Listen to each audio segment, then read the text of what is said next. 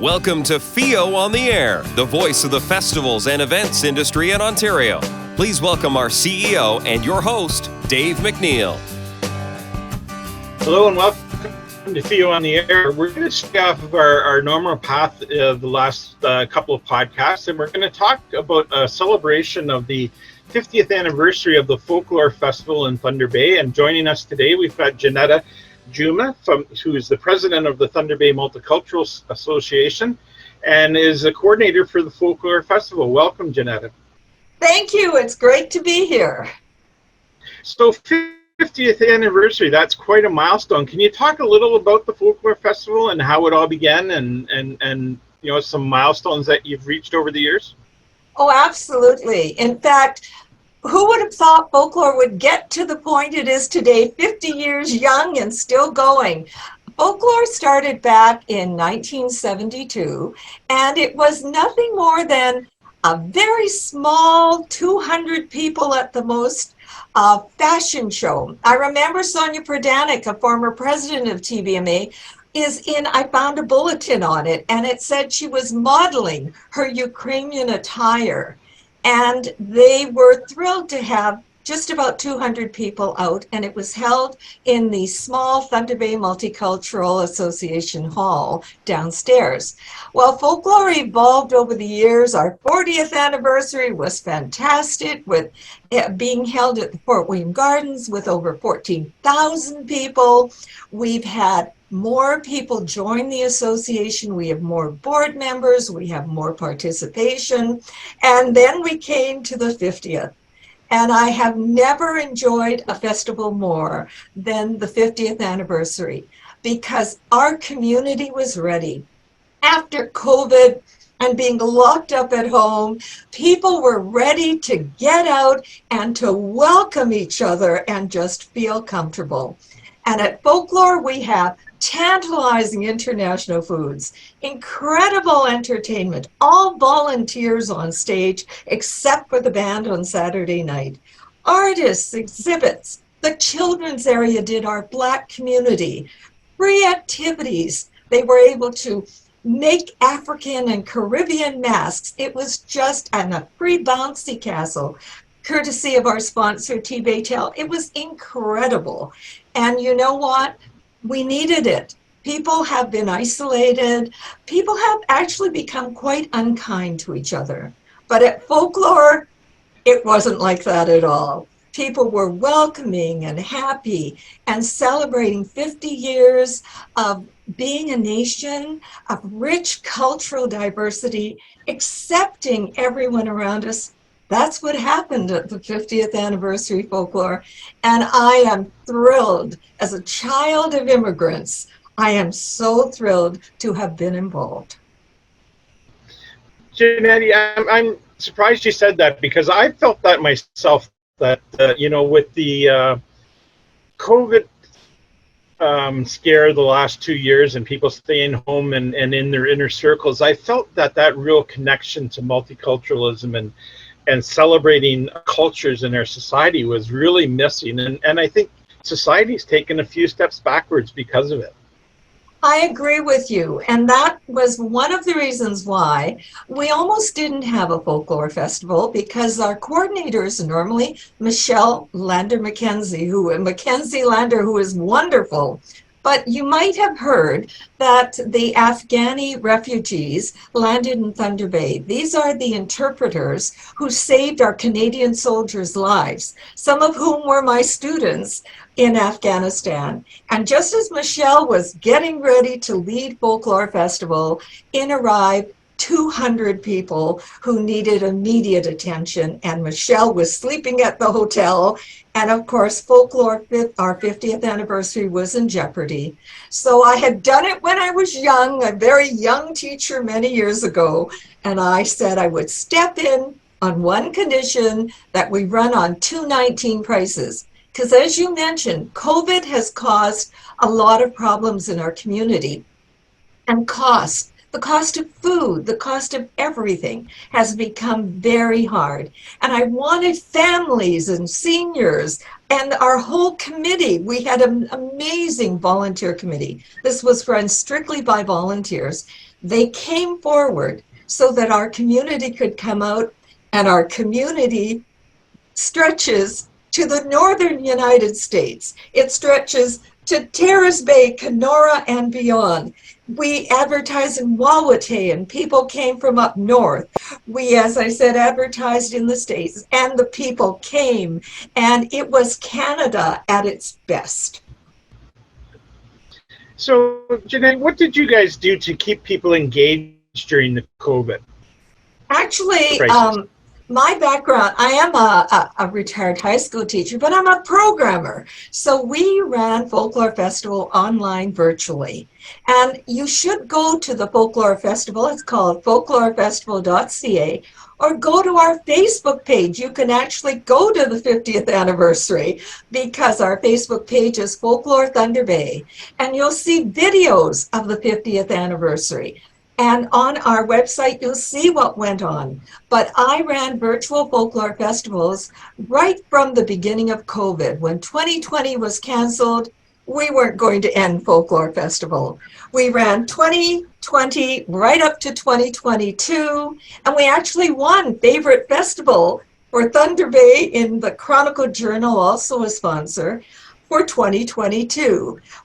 It tied in a food jaunt. We kind of stole from Winnipeg's Folklorama, and we added a food jaunt, and some of our food vendors from Folklore took part. And you could go from place to place and get some of your favorite folklore foods in 2022.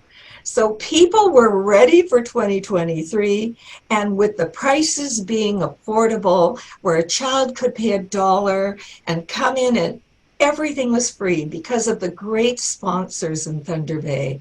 We had Acadia Broadcasting, 99.9 The Bay, and Country 105 come on board as our major sponsors.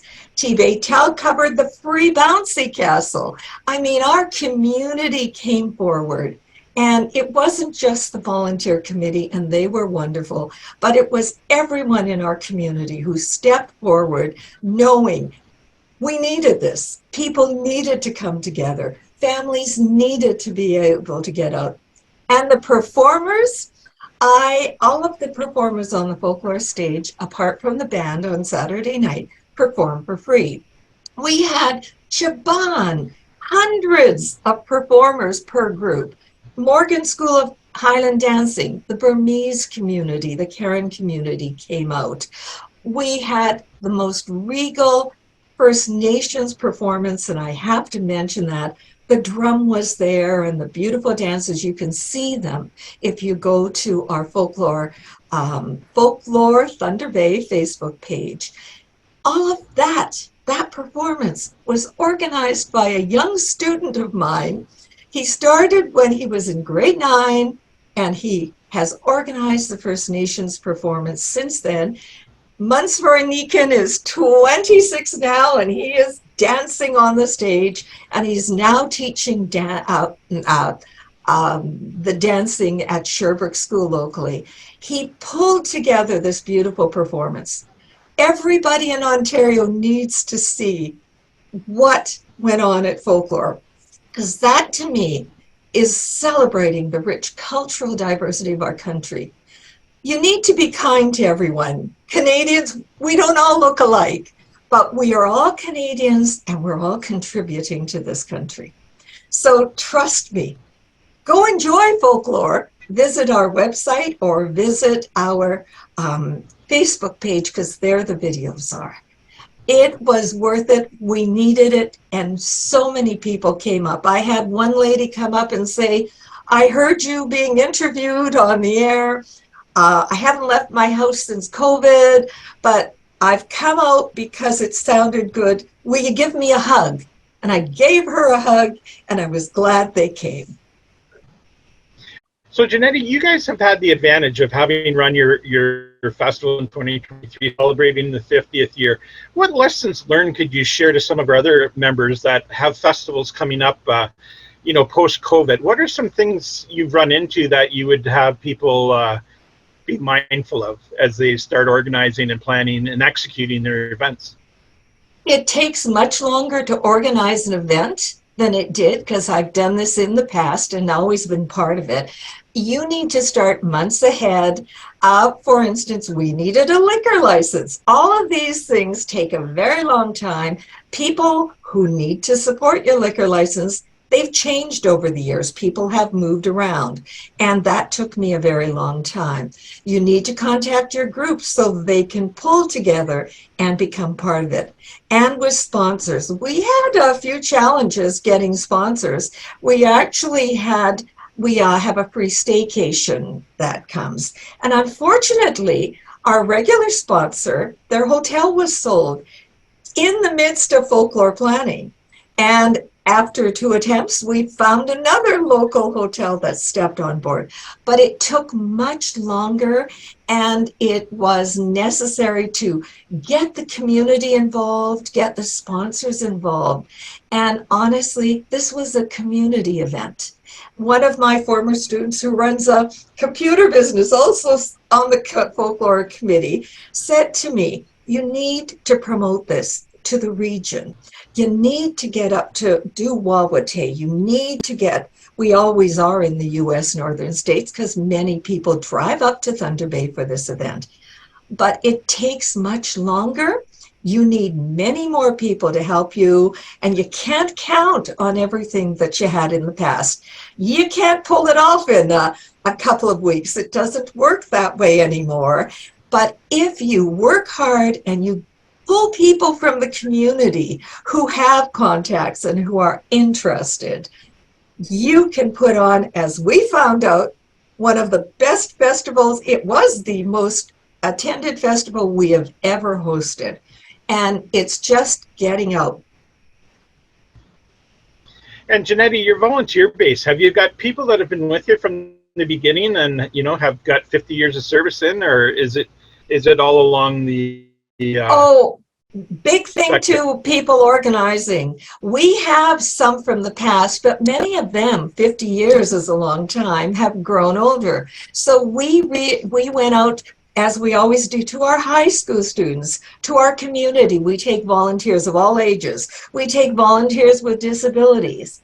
And so we reached out to everyone, and we brought in the children of the Afghani refugees, the Syrians. We involved them all. And this year I said, and boy, I'm telling you, we'll take everyone. You need your community service hours for sure, and many came for that reason. But come out and enjoy Canada, because this is Thunder Bay, and we know how to recognize the rich nation that we have, because this nation was built by the contributions of our Indigenous and our ethnocultural groups. And at Folklore, you'll see it all. We were packed with volunteers. Very slow start again if you're an organizer. But if you promote, and our new major sponsors, Acadia, did a lot of promotion for us.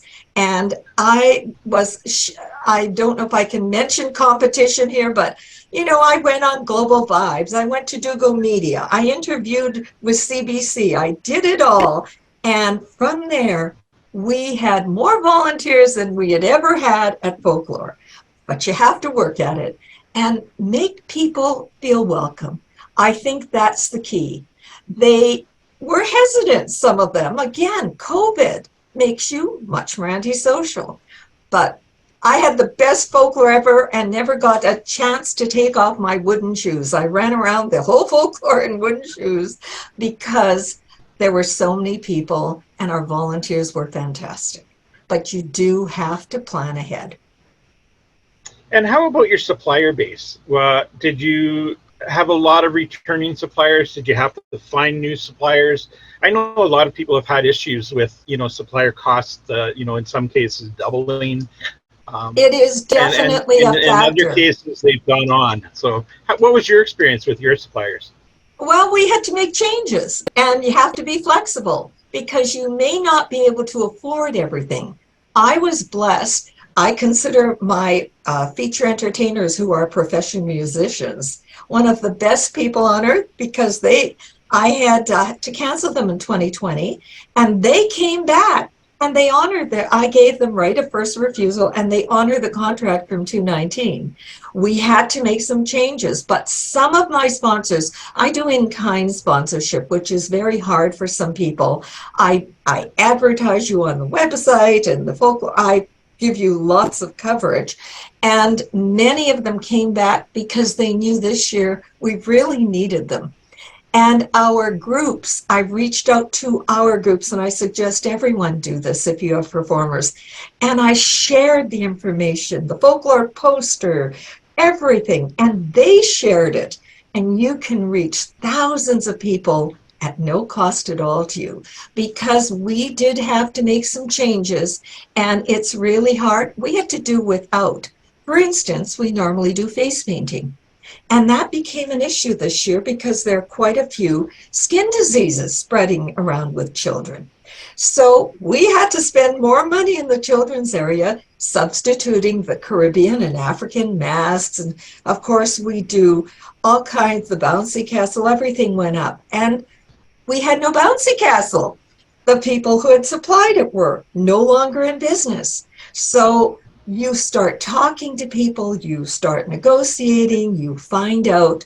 We had new people at the city who didn't quite understand the rules and the regulations, and we had to all talk about this and get it organized. They were requiring different insurances and things, and in the long run, we all saw eye to eye.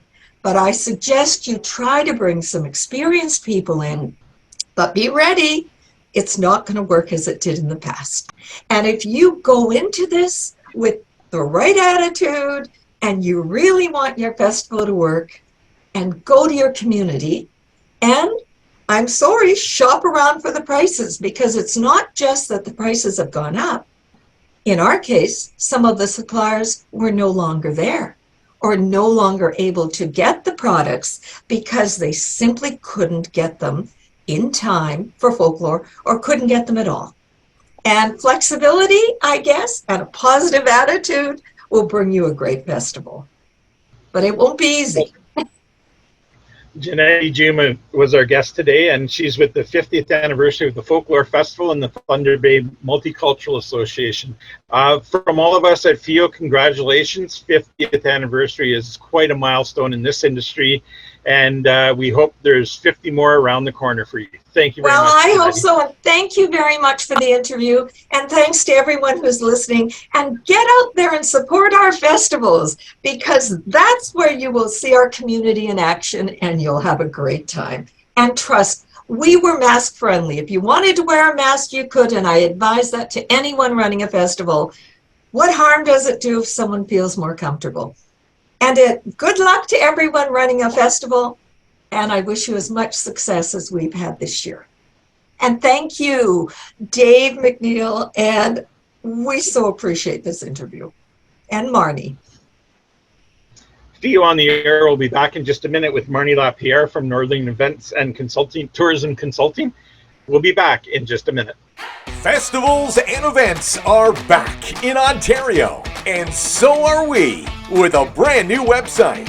Learn what's happening in your community, on your mobile phone, or your computer. Plan your festival season. Share those plans with your friends. It's fun at your fingertips. Ontario, we're back. Festivalsandeventsontario.com. Welcome back to FEO On The Air. Marnie Lapierre from Northern Events and Tourism Consulting joins us.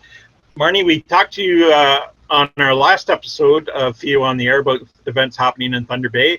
Your chance to talk about a few more things that are happening up in the area.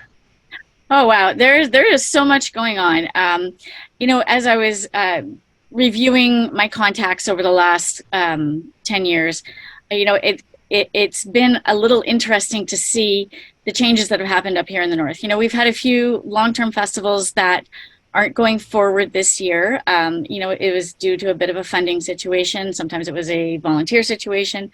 But what was really exciting to see is a few new ones that have popped up. And let me tell you, July and August are going to be really interesting. If you make the journey past Barrie, for those of you in Southern Ontario, come up. We got some really neat things happening up here. And I put a list in the chat if the FEO wants to share that later. There's so many neat things. I'm going to start with Timmins because it's near and dear and it's right outside my door. We've got the Stardust Festival happening here. And this is something that I've recently discovered is happening. There was a smaller version last year, but many groups have come together to inspire youth going into STEM, which is the sciences, and combining it with some culture, bringing in some of our Indigenous partners, also partnering with some of the colleges.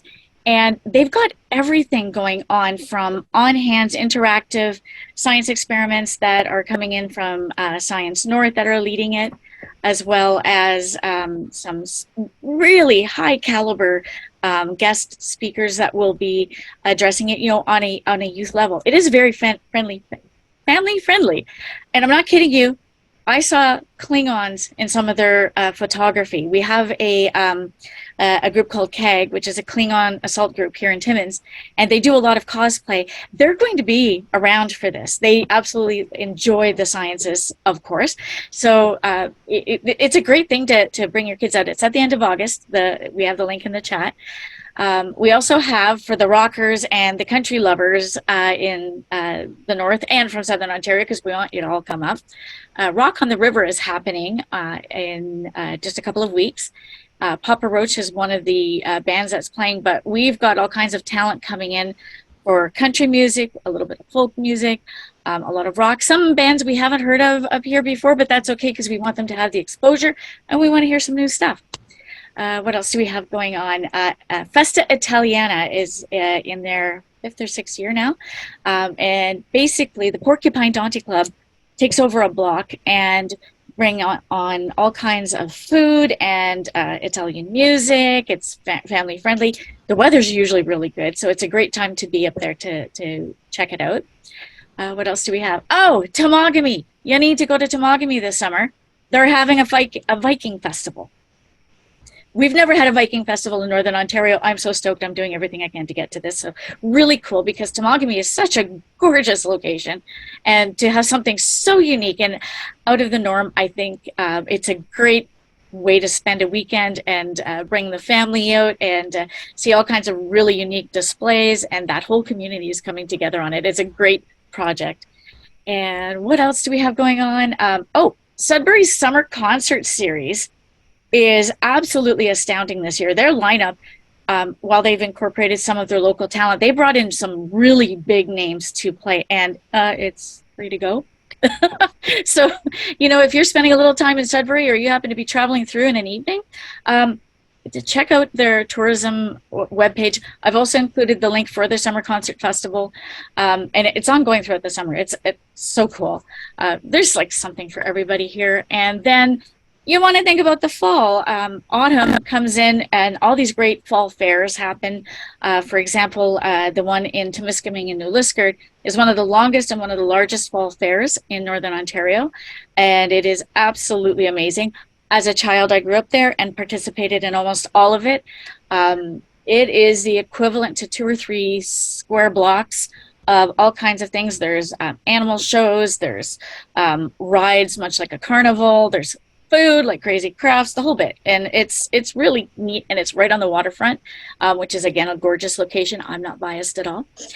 And there's also the Cochrane Summer Fest they've got going on. It's coming up very soon, and they're bringing in some really good names, some music. I mean, there's something for everybody every weekend up here in Northern Ontario. It's worth it. We have great fishing. We've got some great outfitters.